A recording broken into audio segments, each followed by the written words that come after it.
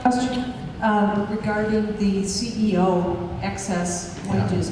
Would it be at all a practical idea to consider mutual funds that select for companies that don't go to excess, just as we have some funds which avoid tobacco investments or so forth? I would need to think that through. It is an interesting question. I think it might be worth looking at. I think that's all I can say without actually. I really do believe in doing my homework, and I haven't done my homework on that one yet. So, ask me after I've had time to read about 8 academic papers on the subject. I'll figure out what I do. On a less hopeful note, but I would like your thoughts about the debt load with the war. Okay. Yeah. All right. There are 2 ways to look at the cost of the war.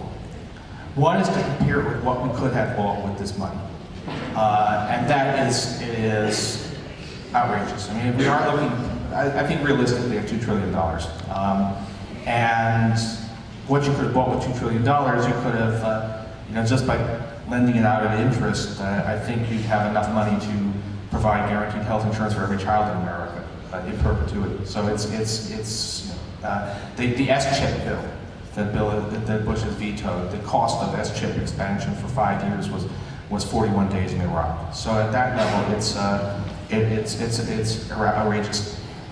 The other question is whether the load is so great that it will cripple hopes for reform, for doing stuff. And the answer is no, because the U.S. is just such a huge economy. So a trillion here, a trillion there, and soon you're talking about real money, but this is not. No, but let me give you the appropriate scaling. We're currently spending around, I think it's around 0.8% of GDP on Iraq. We were spending at the height of the Vietnam War, we were spending about 2% of GDP on Vietnam. So Iraq is less than half of Vietnam in terms of what it costs. At the height of the Cold War, the U.S. military budget was 10% of GDP. This is those Eisenhower years when we had. So it's an enormous sum, but it's an enormous sum from an enormous economy, and it's not actually crippling. I do think the cost will be one reason why almost whatever they say, a Democratic president will get us out of there quite quickly, because that money is a significant fraction of what it takes to get healthcare and other programs started. But it's not. We have not bankrupted ourselves with this war, and not financially, morally maybe, but financially not. Quick question. I feel pretty marginalized by the political process currently. And my question, I guess, if it's not the Republicans, because I feel the Republicans are pretty out of touch, and Nancy Pelosi is one of the wealthiest members of Congress. How does a political force rise up that is truly fighting for a decent quality of life for all people? Okay, FDR was pretty rich too. I mean, the fact that someone is individually wealthy, George Soros is incredibly rich, but is actually doing a lot of good stuff. So that shouldn't be the criteria. The question should be, what do they advocate?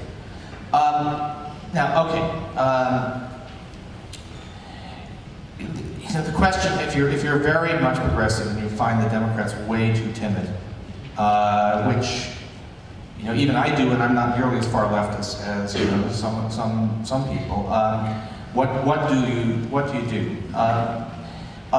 Third party, that didn't work out so well in 2000.